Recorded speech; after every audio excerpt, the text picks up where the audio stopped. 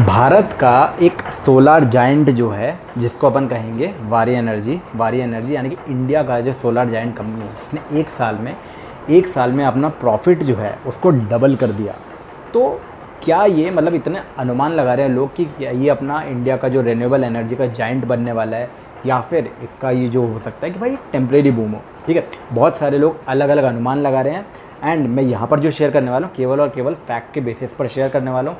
किसी भी तरीके की बाइंग या फिर सेलिंग की रिकमेंडेशन नहीं होने वाली है।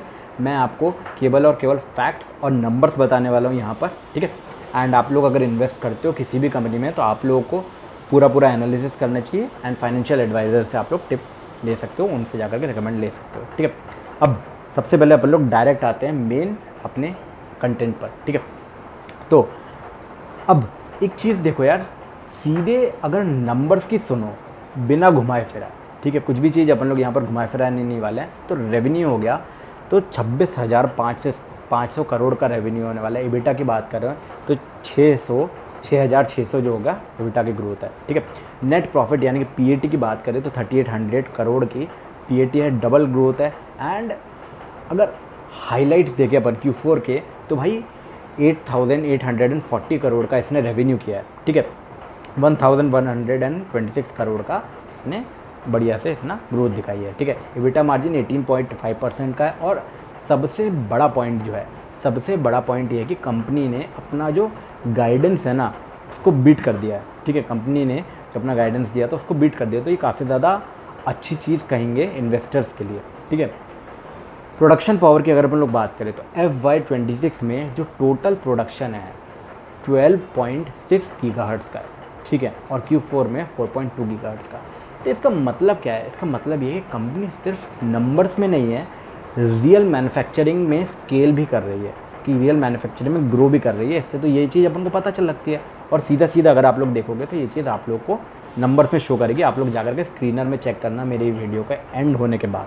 ठीक है, अब असली खेल जो है तो 6,200 करोड़ का जो इन्वेस्टमेंट है, ठीक है, कहाँ पर?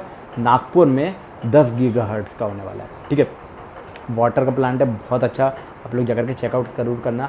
एंड 3,900 का ग्लास मैन्युफैक्चरिंग प्लांट भी इसका इन्वेस्टमेंट सुनने को आया है। ठीक है, ओमान की कंपनी ने इसने स्टेक भी लिया है, रॉ मटेरियल्स यहाँ पर सप्लाई करेगा एंड सिक्योर किया है इसने अपने जो ऑर्डर्स को। ठीक है, गुजरात में 3 गीगाहर्ट्ज़ की एक्स्ट्रा कैपेसिटी का भी इसने सिक्योर किया है। और सिंपल भाषा में अगर आप लोगों को बताऊं तो कंपनी खुद को चाइना डिपेंडेंसी से बाहर निकाल रही है, और जो कि आप लोग देख सकते हो कि आज के टाइम में कितनी ज़्यादा अच्छी बात हो सकती है, क्योंकि चाइना से अपन लोगों को जितना हो सके डिपेंडेंसी अभी के टाइम पे इंडिया कम करने की कोशिश कर रही है। तो वारी 2.0 की स्ट्रैटेजी क्या है? वारी 2.0 कंपनी की स्ट्रैटेजी मैं आप लोगों को बता रहा हूँ, मेरी नहीं। ठीक है, तो कंपनी सिर्फ सोलार पैनल ही नहीं बनाना चाहती है, कंपनी अब अलग अलग सेगमेंट्स में एक्सपेंड कर रही है। ठीक है, कैसे? मैं आप लोगों को ये चीज़ बताता हूँ। जैसे बैटरी के स्टोरेज हो गया, ठीक है, उसके अलावा आपके इन्वर्टर्स हो गए, ठीक है, उसके अलावा आपके ट्रांसफार्मर्स हो गए, ग्रीन हाइड्रोजन हो गए। तो कंपनी ग्रीन हाइड्रोजन में भी अपने प्लान्स को लेकर के आ रही है। गोल क्या है? एंड क्लीन एनर्जी कंपनी बनना चाहती है। ठीक है, और कंपनी इसमें जायंट बनने के लिए पूरी तरीके से अपनी मेहनत कर रही है। ठीक है, फ्यूचर गाइडेंस की अगर मैं बात करूँ तो भाई FY27 के जो टारगेट हो गए तो इबिटा 7,000 का इन लोगों ने लिया, 7,000 से 7,700 करोड़ तक का। ठीक है, मतलब क्या इसके होने वाली है कि भाई ग्रोथ अभी इसकी रुकी नहीं है, ग्रोथ अभी इसकी बहुत ज़्यादा, इसकी जो है ग्रोथ स्टोरी उसमें बहुत ज़्यादा मोमेंटम बाकी हो सकता है। ठीक है, हो सकता ही रहेगा, क्योंकि कुछ भी चीज़ यहाँ पर क्लियर कट नहीं होती है। ठीक है, असली बात एक बात आप लोग सुनो कि यहाँ पर ना थोड़े से लोग गलती कर देते हैं। ठीक है, भावनाओं में आकर के आपको कभी भी किसी कंपनी में इन्वेस्ट नहीं करना है। ग्रोथ स्ट्रांग है, ठीक है, इसके प्लान स्ट्रांग है, अभी तक एग्जीक्यूशन नहीं दिखा है। ठीक है, ये केवल और केवल पेपर में बोल जाए, जैसे बोलते हैं ना, अरे लेकर के मैं ये कर डालूंगा, मैं वो कर डालूंगा, भाई करते कुछ नहीं है। तो भाई ये चीज़ अभी आप लोगों को ऑन टाइम होने पर ही पता चलेगा। अभी तक रियल चीज़ अपन लोगों को देखने को नहीं मिली है, जो हिसाब से एग्जीक्यूशन पार्ट में अगर अपन लोग बात करें तो। ठीक है, एग्जीक्यूशन इसका गड़बड़ हुआ तो ग्रोथ इसकी रुक सकती है, तो वहाँ पर आप लोगों को बहुत ज़्यादा धैर्य रखने की ज़रूरत है। ठीक है, तो अगर फाइनल वर्डिक्ट में आप लोगों को बताऊं तो भाई आप लोगों को भावनाओं में नहीं बहना है। बार बार मैं इस पॉइंट को क्यों बोल रहा हूँ, एंड हर वीडियो में मैं इस पॉइंट को दोहराता हूँ कि आप लोगों को भाई भावनाओं में नहीं बहना चाहिए किसी भी स्टॉक में इन्वेस्ट करने से पहले। ठीक है, हमेशा प्रॉपर नॉलेज लो, तब जा कर के आपको इन्वेस्ट करना है। ये सुज़लॉन जैसा टर्न अराउंड तो देखो नहीं है, ठीक है, क्योंकि सुज़लॉन की एक अलग ही लेवल पर ग्रोथ स्टोरी है एंड अलग ही लेवल पर उसकी एक्सपेक्टेशन है कि काफ़ी ज़्यादा वो ग्रोथ स्टोरी देने वाला है, ठीक है।